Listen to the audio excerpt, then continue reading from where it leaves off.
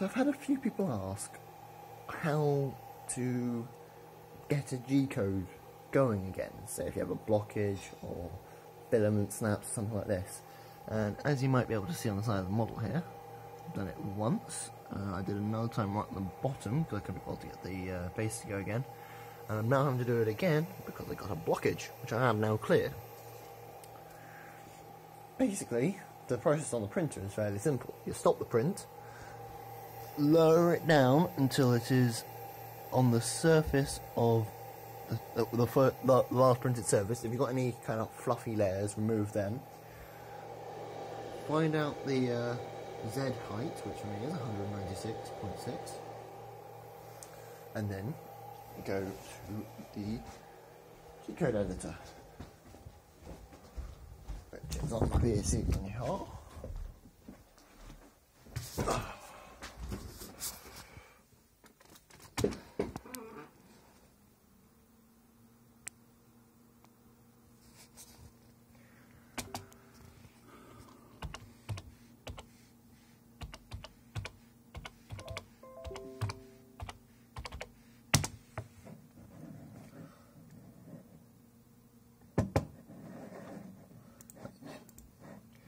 So,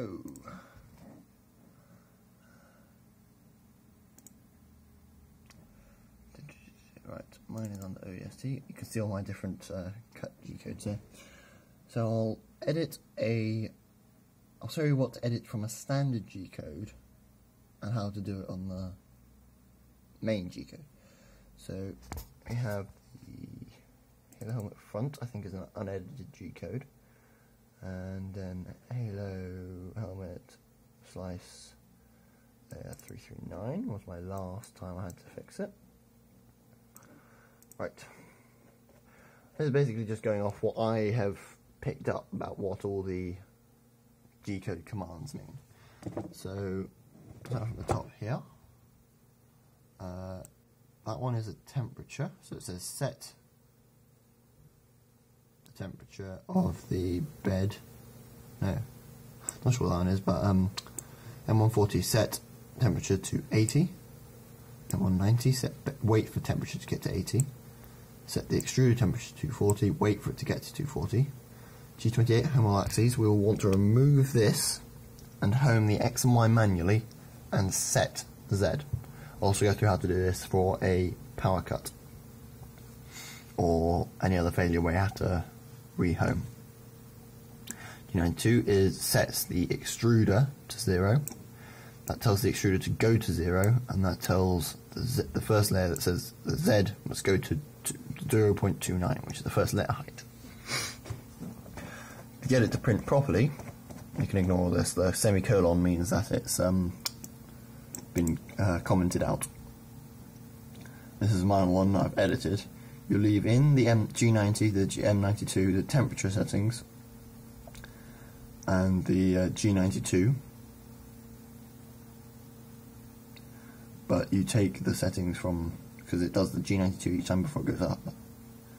So it's 8.9, 8.93. Yeah, sorry. I edited this so that it sets when it goes to its first layer. Where's my track? Basically, G92 tells the printer to say that its current location is its position. So what this is basically saying is the current position of the extruder E is 0 and Z is 101.890 because that's where it last failed. Then when it comes up to the next setting, it goes to, the first command it gets is Z101.893, so it's telling it to go to Z101.893, and then go to extruder 1 at a speed of 1,800 millimeters per minute, then go to X that, and then that's basically what it does again and again. So we failed at, let me just check here, and I can't view my images at that. What? Let's go double check.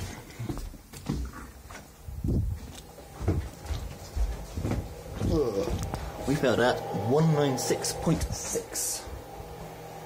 So go back in. Oh.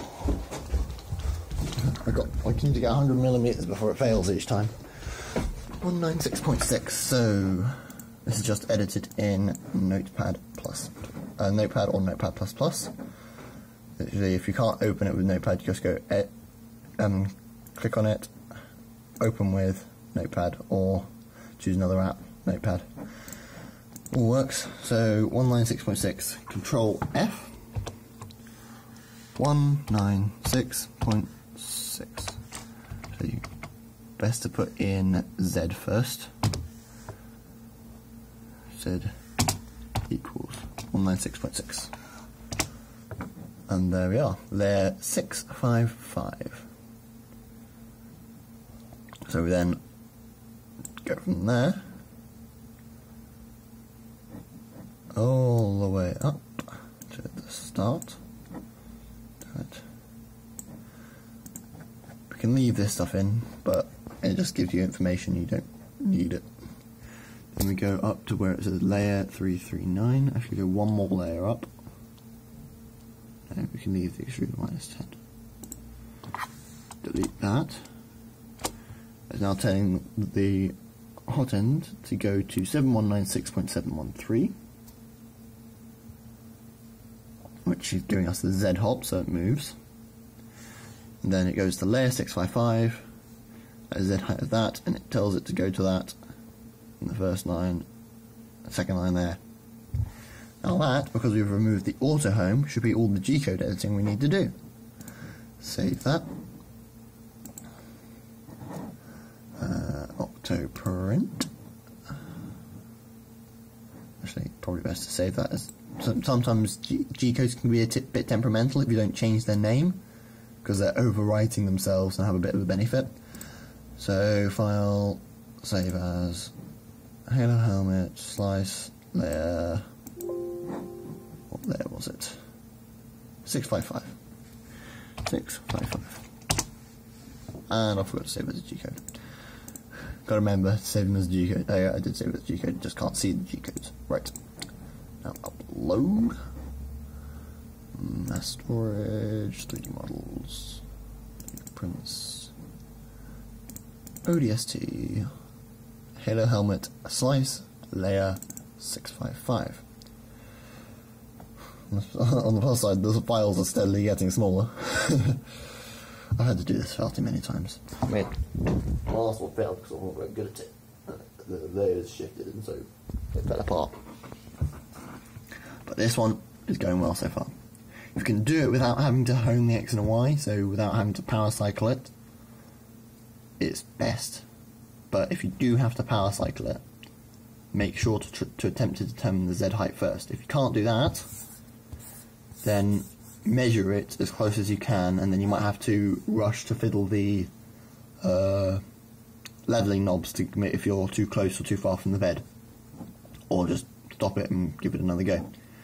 So upload this. Because I didn't power cycle it, it should all still be homed and all the motors holding.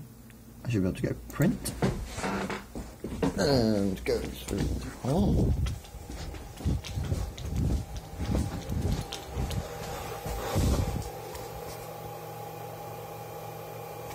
Wait for the temperature to drop back down. I need to set that back up.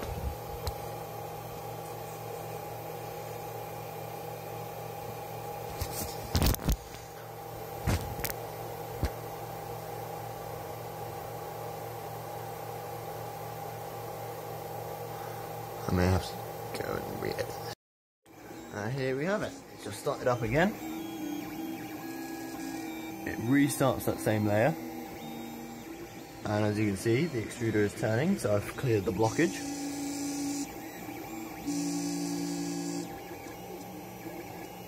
If you want to aid adhesion, you can actually slow down the first layer going back onto it after it's printed, because it's cooled down a bit. I also just need to turn the temperature up. So back to Octoprint. That's the dead set temperature high enough on the first slice.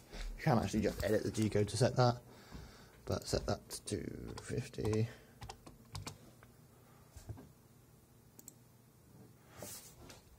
we go.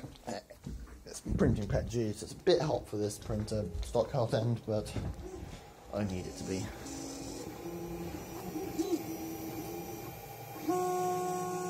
See that since I didn't rehome it and avoided turning off the power, it knows exactly where all the parts are. Whereas if you have to rehome it, you can see a bit here, mildly shifted. In fact, there's the other time I had to restart it down the bottom there. That one I had to power cycle. Ugh. So it shifted slightly. Yeah, I've gotten rather good at restarting these things, because this is a 105-hour print and 2 kilos of filament. I have to try and get it to work.